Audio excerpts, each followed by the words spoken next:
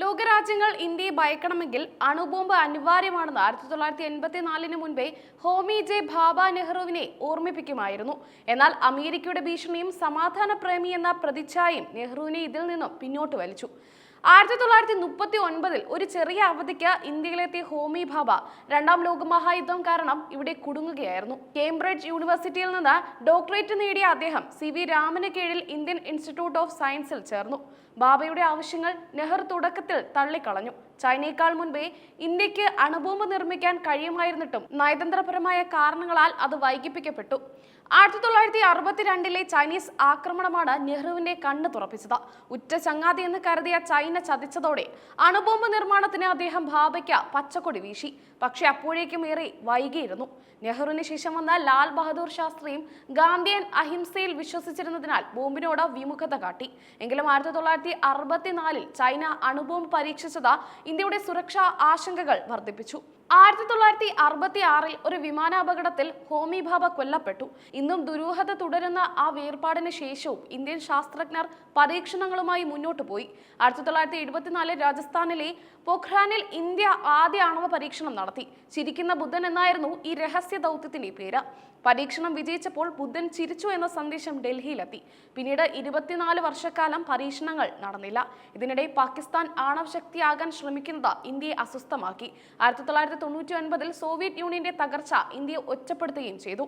1995 നരസിംഹറാവു പരീക്ഷണത്തിന് ശ്രമിച്ചെങ്കിലും അമേരിക്കയുടെ ഉപഗ്രഹങ്ങൾ അത് ചോർത്തി. ബിൽ ക്ലിന്റന്റെ ഭീഷണിക്ക് മുന്നിൽ അത് ഇന്ത്യക്ക് മുട്ടുമടക്കേണ്ടി വന്നു. എന്നാൽ 1998 അടൽ ബിഹാരി വാജ്പേയി അധികാരമേറ്റതോടെ കഥ മാറി. ഏത് വില കൊടുത്തും അണുപരീക്ഷണം നടത്തുമെന്ന് അദ്ദേഹം ഉറപ്പിച്ചു. ഇതിനായി APJ അബ്ദുൽ കലാമിനെ ദൗത്യമേൽപ്പിച്ചു.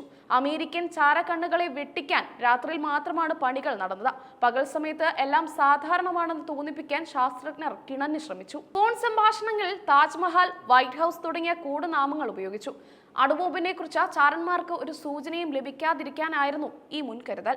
ശാസ്ത്രജ്ഞനായ അബ്ദുൽ കലാം പൊഖ്രാനിലെത്തിയത് പട്ടാള വേഷത്തിലാണ്. മേജർ ജനറൽ പൃഥ്വിരാജ് എന്ന വ്യാജ പേരിലായിരുന്നു അദ്ദേഹം അവിടെ തങ്ങിയത്. 1998 മെയ് 11 ഉച്ചയ്ക്ക് 3:45 പൊഖ്രാൻ മരുഭൂമി പ്രകമ്പനം കൊണ്ടു. 3 ഭൂഗർഭ ആണവ സ്ഫോടനങ്ങൾ ഇന്ത്യ വിജയകരമായി നടത്തി. മെയ് 13 2 പരീക്ഷണങ്ങൾ കൂടി ആവർത്തിച്ചു. പരീക്ഷണം വിജയിച്ചപ്പോൾ വൈറ്റ് ഹൗസ് തകർന്നു എന്ന രഹസ്യ സന്ദേശം അയച്ചു. ഇത് അമേരിക്കൻ ഭരണകൂടത്തെയും CIA ഒരുപോലെ അമ്പരപ്പിച്ചു. CIA മൂക്കിന് താഴെ ഇത്രയും വലിയൊരു നീക്കം ഇന്ത്യ നടത്തിയത് അമേരിക്കയെ ചൊടിപ്പിച്ചു. ലോകം മുഴുവൻ ഇന്ത്യയെ ഉറ്റുനോക്കിയ നിമിഷമായിരുന്നു അത്. വാജ്പേയി അഭിമാനത്തോടെ പ്രഖ്യാപിച്ചു, ഇന്ത്യ ഒരു സമ്പൂർണ്ണ ആണവ രാജ്യമായിരിക്കുന്നു. അതോടെ വൻ ശക്തികളുടെ പട്ടികയിലേക്ക് ഭാരതം ഔദ്യോഗികമായി ചുവടുവെച്ചു.